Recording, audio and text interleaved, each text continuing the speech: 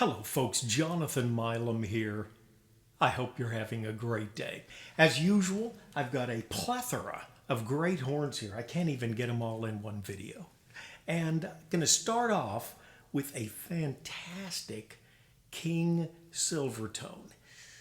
Oh, this thing is in such good shape. I thought it had been redone, but I have come to the conclusion it's just one of those horns that was very rarely, lightly used. And great horn. Anyway, then I've got one that is not in great shape, but it sure is a good player. So I've got an old Super and a King Silvertone. Definitely vintage horns. How do you like the gold wash there? Bright, and I don't even think there's a dent on this horn. Plenty of dents on the Super though. Excellent horns. Okay, going to start off playing. I have had a couple of rough days. I got burnt by a scammer trying to buy a trumpet, trying to provide you with more horns, and I lost several $100s. But I'm going to play tonight peace, wonderful peace, and try and put myself in that peaceful frame of mind. Going to use a mouthpiece I do not use very often. In fact, I'm using two Reeves tonight. Going to start off with a 42B, quite a, leans definitely towards a very legitimate mouthpiece. About a 24 drill, fairly deep modified V cup. Nice full sound, and again, this is the King Silvertone. I can't even remember. My mind is just a little abstract today. I believe it's 41, but I'll put down in the comments exactly what it is.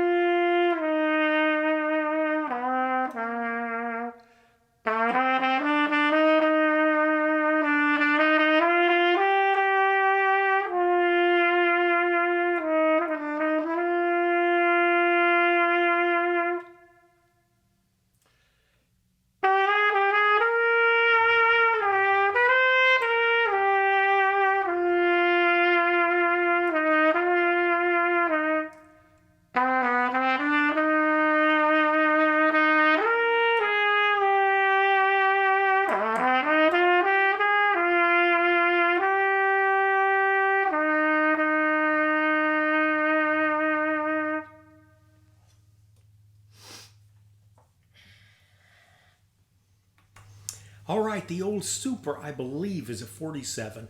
Just got this in a few days ago. Lucas, thank you. Lucas has sold me two horns. He hails from around Detroit, Michigan. He sold me an Olds Standard about a year ago. That is one of the best Olds I've ever played. It gets such a gorgeous, round sound.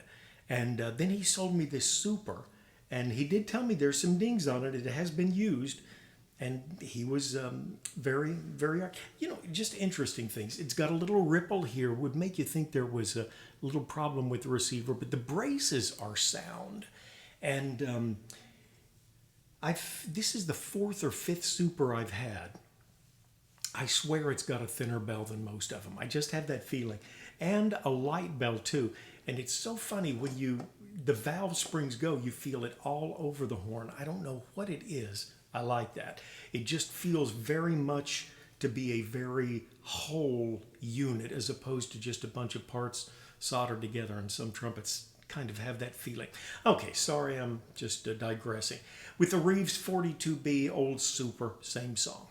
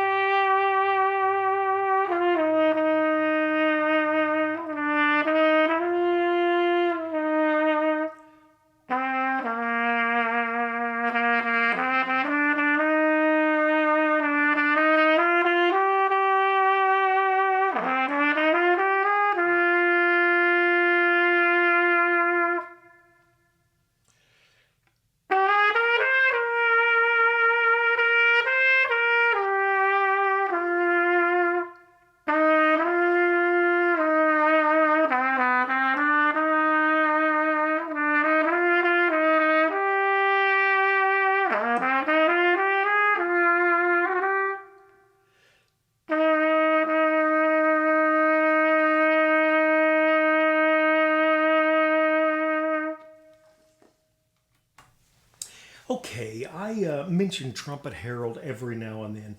Just really like that forum.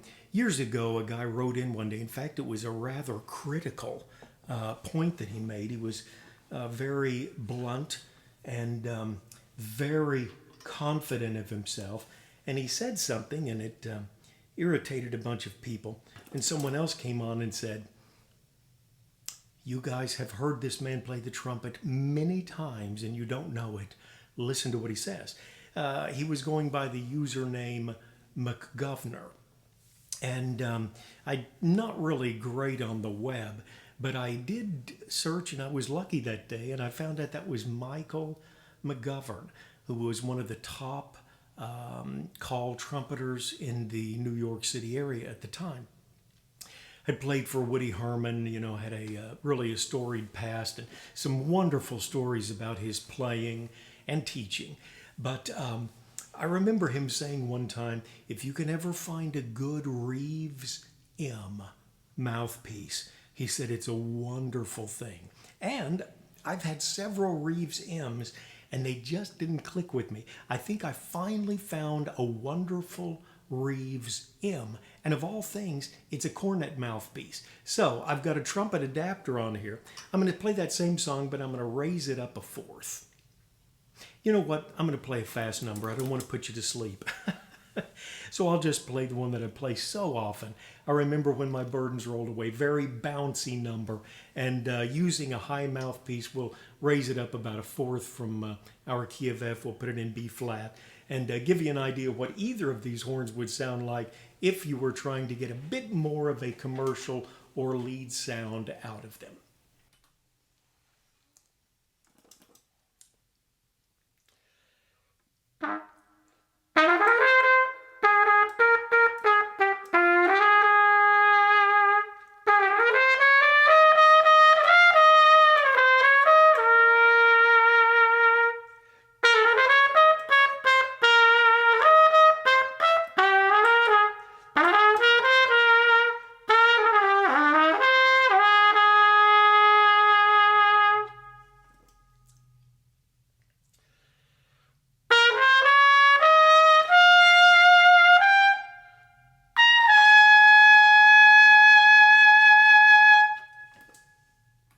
All right, that's a King Silvertone. And I'm sure it's probably the early 40s. Again, I'll make a note down there. This horn at the moment is for sale. Probably shouldn't be, but it is. And it's in good shape. And the case is as close to mint as I have ever seen. Beautiful, beautiful case. The old Super is not for sale. I'm on an Olds Jag, so I'm keeping it. Oh, incidentally, this is a wartime. And in the midst of World War II, they quit using nickel silver. Brass was more common and it was acceptable. So on some of these Supers, they have a brass tone ring here instead of the usual nickel silver. And this is one of them. Again, of all the Supers I've had, this is the lighter bell. You can just feel it flex with just a little hand squeezing there. Nice horn. And we'll play that same thing. I remember when my burdens rolled away on a great Olds Super, and the Reeves 41M mouthpiece.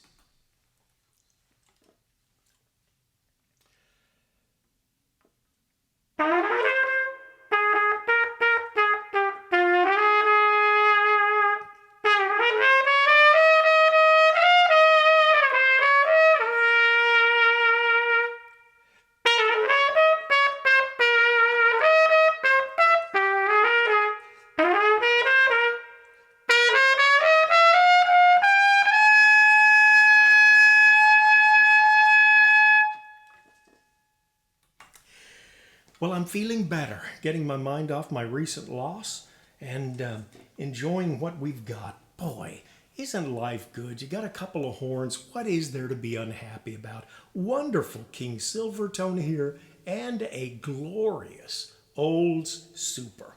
Life is good in the Milam Mansion. I hope you're doing well also. And as I always say as I close off, take care of yourself and someone near you.